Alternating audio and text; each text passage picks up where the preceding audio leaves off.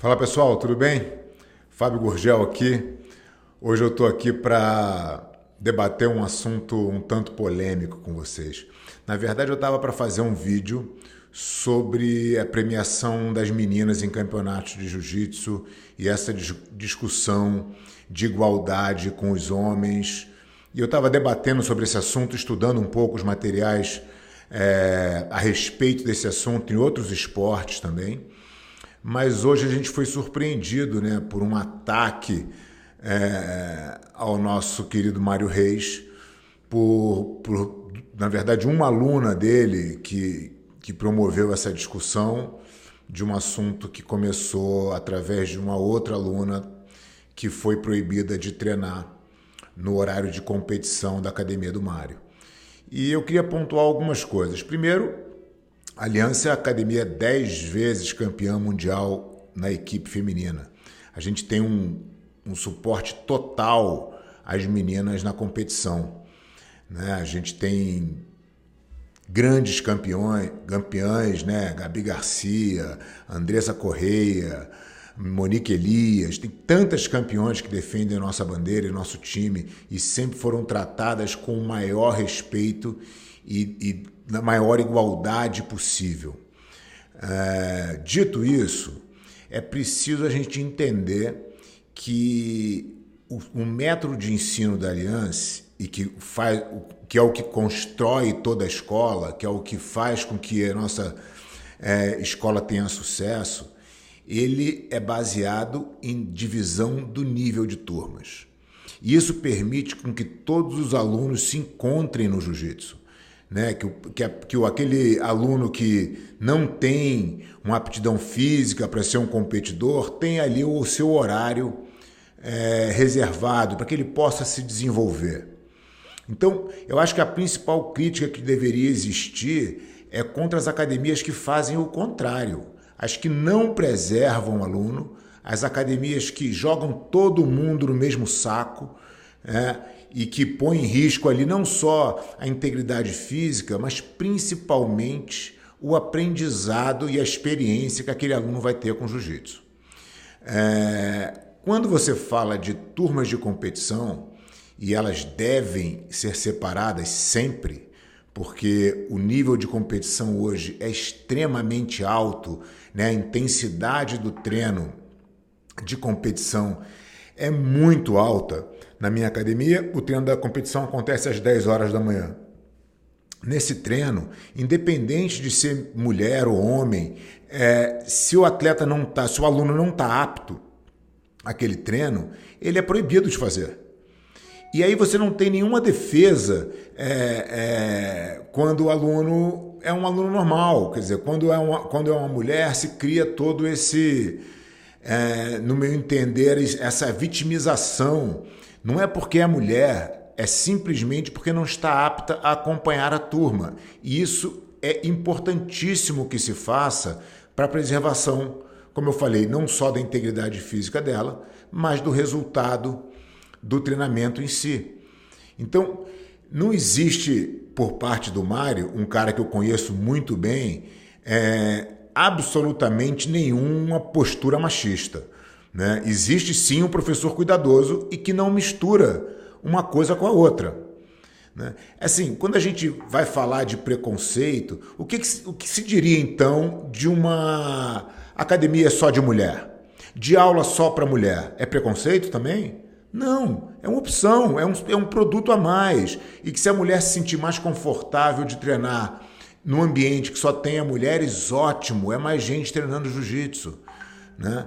Então, esse vídeo aqui, ele vai para apoiar de fato o Mário pela decisão dele, criticar a postura da aluna que ao invés de resolver com ele, expôs isso na internet de uma forma, no meu entender, maldosa. Acho que, enquanto cliente, se você não está satisfeito com o serviço da sua academia, você tem todo o direito de procurar outra. Né? Não tem nenhum problema. Não existe essa necessidade de fazer essa colocação no intuito de denegrir a imagem de um cara que faz tanto pelo nosso esporte. Dito isso, a gente vai para o assunto que eu queria falar no meu vídeo, que é a igualdade entre homens e mulheres no esporte. Eu acho que já existe uma evolução no jiu-jitsu feminino que vem batalhando há muitos anos e botando um show cada vez melhor.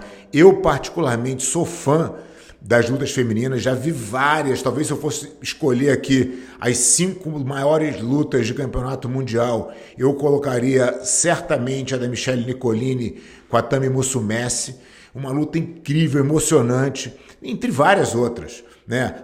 Ver a Bia Mesquita lutar, ver a própria a Tami, a Bia Basílio, a Gabi, a Andressa, a Natiele, são tantas cracaças do nosso esporte que elas vão conquistando espaço pouco a pouco.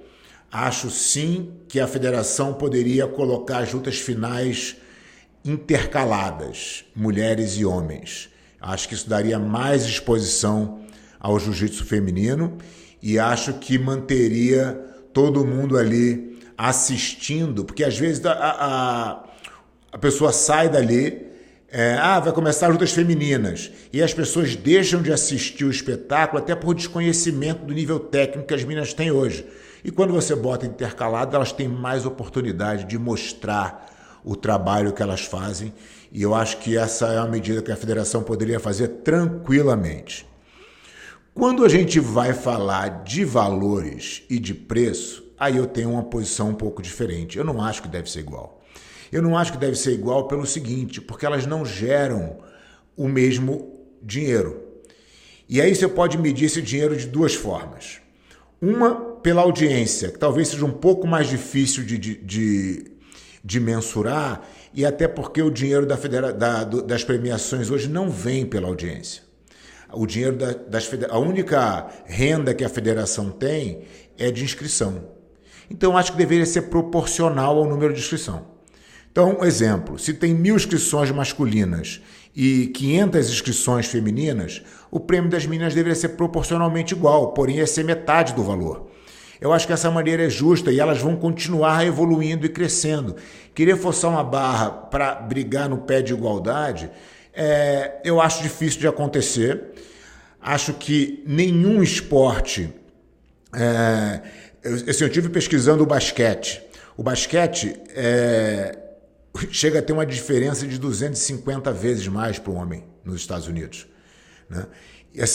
E as mulheres têm uma liga, né? A WNBA é uma liga fortíssima, mas simplesmente a política é diferente de premiação, porque tem audiência diferente, porque tem dinheiro, patrocínios diferentes.